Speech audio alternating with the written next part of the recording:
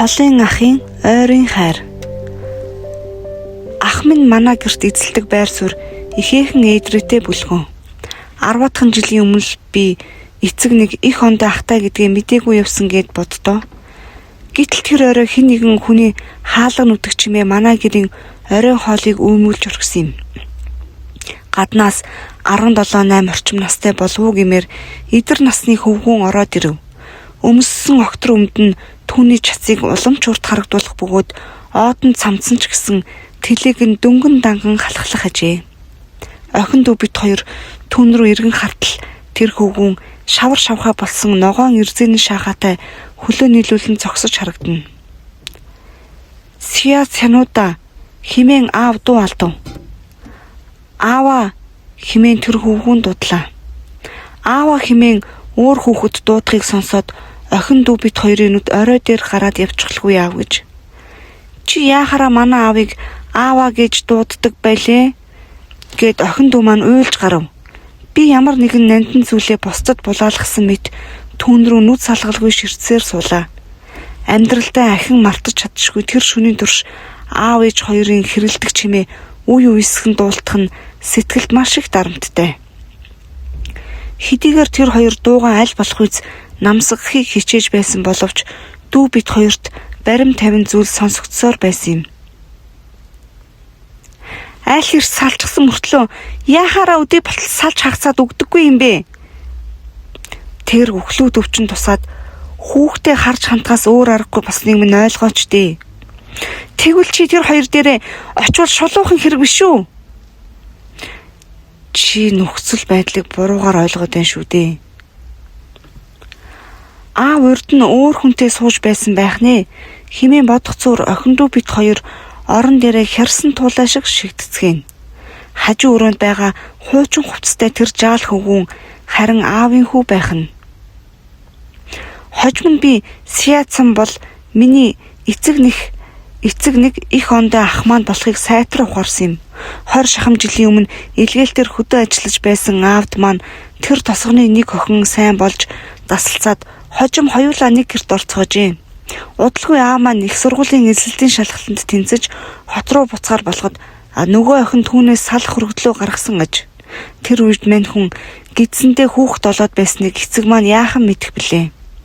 Харин хэдэн жилийн дараа тэр бүсгүй төрүүлсэн үрээ ганцаараа тижээн өсгөж байгаа тухай хүнээс дуулсан байна. Аав маань хар луут мөрөн мужи руу буцан очихдоо өөрийг нь өвдсөн мэт адилхан хүүгээ анх удаа олж харжээ.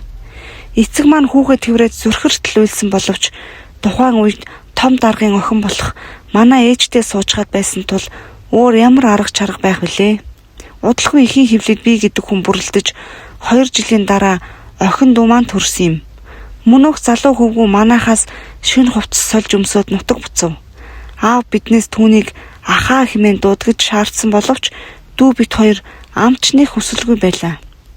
Би сэтгэлдээ түүнийг ах хэмээн хүлээн зөвшөөрөөгүй дээр ээж маань түүнээс болоод маш их хямрсан нь нөлөөлсөн байж болох талтай. Аав түүнд 10,000 юан өгсөний улмаас эцэг их хоёр маань бас л нэгэнтээ зад хэрэлцгээв. Байтлаа хоёр аль тэжээдэг болох нь л дээ. Химэн ээжийн уралдагч аргагүй байцаа. Бороотоо өдөж хурч ирээд манай гэрийн амгалан тайван байдлыг үүмэлсэний төлөө тэр эдэр насны хөвгүүнд би үнэн голоосоо дургүй хүрэх болсон тул дахин түүний барааг харахыг хүсээгүй юм. Тийм болохоор түүнийг ах гэж яахан хүлээн зөвшөөрөх билээ дээ. 10-аад жилийн дараа би гэдэг хүн Бээжингийн их сургуулийн 2 дугаар курсод сурч байхад ах маань 30 шахам насны том эр болчихсон орж ирэв. Энэ удаа тэр баахан эрдэн шишийн гурил, улаан чавга зэрэг аахар шахар зүйлсийг авчирчээ.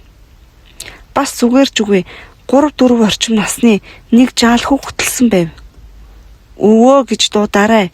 Хивэн тэр жаал хүүд хэлснэ. Энэ бол чиний авга ах шүү дээ гэд намайг залаа. Авга ихчээ гээрээ химээгээд ахлах сургуулийн төгсөх ангид сурч байгаа охин дүүгмэн заахаач мартсангүй. Бид түүнд урдийн адил нүүр өгөөгүй юм. Ах хэдийгээр гэрлэж бараалсан боловч догтсон ажил олоод хийж чадахгүй байгааг нь. Ээж нь 5 жилийн өмнө өөд болсон бөгөөд түүний эхнэр нь тосгондоо 3 төгрөгөөр үс засдаг болохоор шалтай орлого гэж юу байх билээ дээ. хэдэн жилийн өмнө нутагт нь айхтар үер болоод байшинг нь урсгаад явчихсан. Гээд мань хүн цааш ярих гэтэл ээж үгийг нь таслаад. Дахиад л мөнгө бидтэй. Хайгуу бол 10,000 юан хэрэгтэй юу? Ёо, энэ янзаараа бол амьдрах аргагүй болох нэ. Химэн самнаж гарлаа. Ахын цараа ихэд эвгүрхснэ. Өгөөдөө хаанаас тийм зүйл байх вүлээ? Химэн байдгаараа улааж ичингүүрх нь юу хэлэхээ мэдэхгүй байгаа бололтой. Овоо том болж ухаан суусан охин дүү маань ашгүй түүний хүүгийн гараас хөтлөөд алив авга ихч дээрээрээ гиснэн гэрт үүссэн эвгүй уур амьсгалыг овоо зөөлрүүлв. Түүний хүн их л хэвлүүхний дээр аавыгаа айхтар дуурайжээ. Аавыгаа дуурайсан гэдэг нь өвөөтэйгөө ч ижил төрхтэй гэсэн үг юм. Аав ачхүүгийнхээ могжор гараас хатгах зур өтлөж химэн халаглах хайрлагын завсар өгүүлнэ. Энэ удаа ах маань аавын туслалцаатаагаар Бээжинд бага цаг арилжаа намаа хийхээр иржээ. Манай тосгоны зарим хүн Бээжинд гуан зажлуулаад чамгүй баяжлаа гэлцэх юм. Химэн түүний өгүүлэхэд аав доош тонгойн бодлогшрон сууснаа. Сайтар бодож үзэхээстэй химэн хэлв. Ингэснээр ах маань Бээжинд бага цаг бизнес гэж эхэлсэн юм. Тэр Бээжингийн мүү CD дүүргийн ойролцоо нэг гуанз нэгэд эхнэр хүү хоёрооч татан авчирч жинхэнэ зүүн хойд нутгийн хоол хийгээд өдөр шөнийн турш завгүй ажилтай хүн болон хувирч билээ. Хожмоо тэр хідэн түмэн ардын зоосоор мөнөх гуанзаа худалдан аваад баярлсандаа биднийг хоолнд орохыг өрөв. Бид ч юу боллоо гэж түүний өрсний зоргоор тавхиад очих билээ дээ. Тэгээд ч мөнгө зоосгүй ядуу амтан ямар л олигтой газар хоол идүүлэх нь ойлгомжтой биш үү?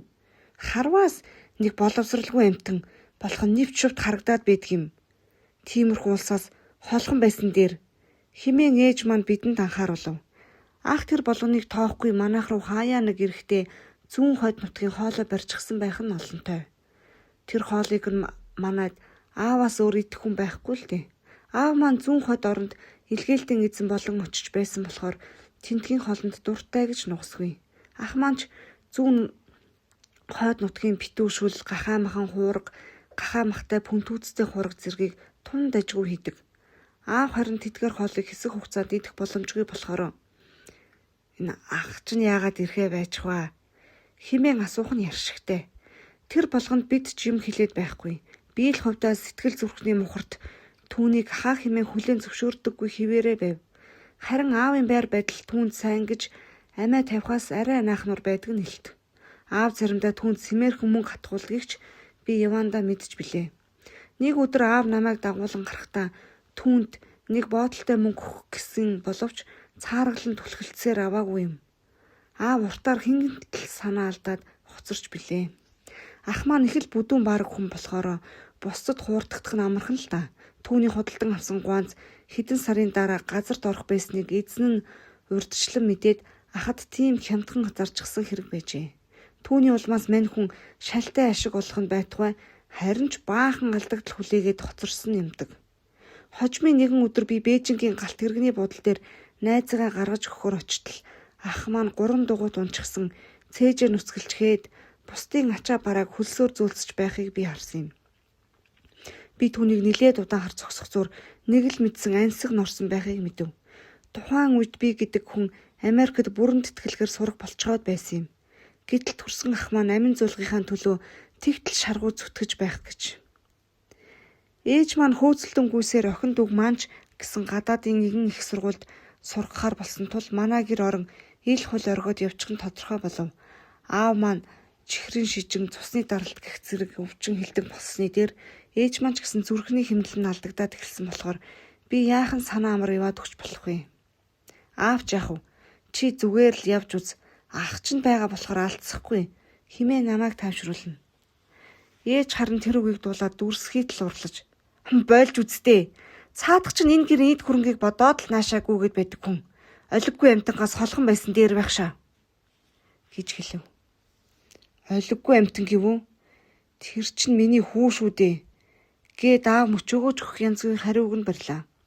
Гадаад явхаас өмнө би анх удаа ахын даа зочлон утсан юм. Хариугүй навтгар байшин нь гал хүс муутай болохоор цонхон сантаж гүйцжээ. Тэр намайг орж ирнэ гэж зүудлээч үгүй янзтай. Ся бинүүдэ хурдан дээшээс үү химэн миний гараас атхан авах зур тэднийд зочлон ирсэн танил нөхөртөө. Миний дүү шүү дээ. Америкт сурахаар болсон юм. Мундаг байгаа үсттэй. Химэн ихэд маадгар өгүүлв. Тэр жимс арилгаж цай аяглах үеэр гар нь баг зэрэг салганахыг үзээд самсаа минь өөрөө ирэхгүй шархраад ирэв. Амьдралын хатуу хөтүү буулганд нухлуусаар ах маань наснаасаа эрт өтлөх янз суужээ. Би явчаар аав минь яадаг билээ гэдэл. Ах ч байх далцгүй.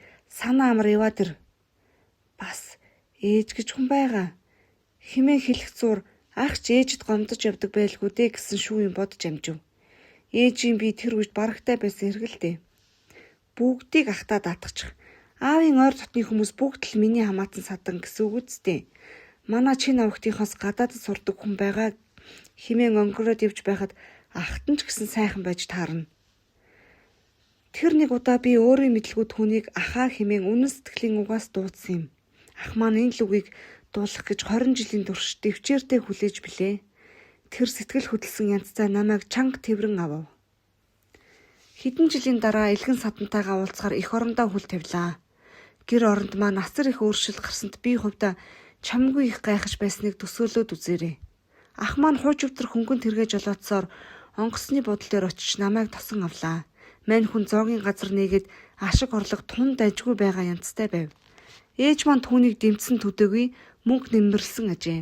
Гэрийнхээ босгоор алхан голтол ахын хүн ээжтэй тоглосон шиг сууж ийн. Бэр ихч маань харин хоол ундны аяавыг олох гээд галзуухны өрөөнд завгүй амтан байж байлаа. Аав ээжийн царай зүс сайхан би хаан тун дайжгүй байгаа бололтой. Энэ бүхний эхлэл хэрхэн тавигдсан бол доо.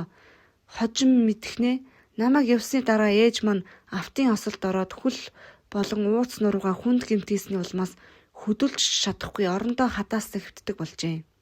Бэр ихч маань л түүний өтгөн шингэнтэй зуралдаж том ах харин гадаа гарч ир гэрт орж юм болох нь холгүй гэр орны ажлыг аялуулж байсан хэрэг. Тэгж тэгсээр ээж минь хөл дээрээ боссны эхний өдөр нь л та гурав одоохон манад нүгэд ирцгээе. Хамаг асуудал надад байсныг би ойлголоо. Химэн тушаал буулгасан гэдэг. Түүгээрвэл барам тэр өөрөө хөөцөлтөн байж ахад зоогийн газар нээх аятайхан байршил олж өгөөд эхний эргэлтийн хөрөнгийг нь ч гаргасч өгсөн. Ахын хүүг хамгийн сайн сургуульд оруулж өгөөд өөрөө өглөө өдөр хүргэж өгөөд тосож авдаг ажилтай болсноор нэг гэрийн хөгшин хөвөө 5 хүн аз жаргалтай амьдралын үүд халгаар алхан орж чаджээ. Байдал ийм нааштайгаар иргэнэ гэж би л хувьдаа төсөөлөөгүй юм. Аав маань ч гэсэн адилхан л бодолтой явсан байх. Энэ бүхний гол зангилаас ах гэдэг ганц хүн байсныг та бүхэн ойлгож байна уу? Би гадаад руу буцахаас өмнө ахтайгаа хамт хоолнд орж аяг дагшим хувааж уусны дараа түнд талархаж байгаагаа илэрхийлв. Ах маань хацар дээр зөөлөн алгацснаа. Байтлаа ахаараа сайн гөвшүүлэгч нь тутаа юу? Нэг гэрийн хүмүүс чинь ийм хүнрэх рүү байж болдгийм үү? Хурдан тэр докторын зэрэгээ хамгаалчаад Америкт үргэлжлүүлэн үлдэж арга замаа олд бодож үз. Аав ээж хоёрын тухайд ах нь байхад санаа зовних хэрэг юусан блээ дээ гэсэн юм. Тэгээд намайг явах болгоход ах маань надад нэг боодолтой зүйл өгснийг үзвээс түмэн ардын зоос нямбайлан боожээ. Би авахгүй хэмээн цааргалтал ах маань хүчээр гарт татгуулаад битгий өөдгүү зан гаргаад байгаарай. Өдий олон жил ах トゥ бололцсон улс чинь энэ хитэн төгрөгийг зарж болно үсттэй. Тэгвэл ах чинь баярлах болно. Ах чинь ихийн хөвлөгөөс эр ганцаараа төрсөн болохоор та нар минь л миний хувьд нааш харах садан төрлүүд юм шүү. Химэн өгөөлөв. Би үнэндээ нулимсаа бариад байж чадсангүй. Юу гэж усан нүдлээ байгаа юм бэ? Хүний хүү шиг байдгүй юм шүү. Химэн ах замдрангуй хэлжгээд гараас ихсрэн цааш иргэв. 40 хүргэж яваа ах маань дунд иргэм насныханд түгээмэл байдаг мах мэраа суугаад нүрээ байн шударсаар холдохын төс болж байгаа нэлт. Ахаа химэн араас нь дуудах гэтэл хоолоо захиртаад олигтой дуу гарч өгсөнгүй нулимсэл харин нэг зоргоороо асгарч байх нь мэдрэгдэж билээ.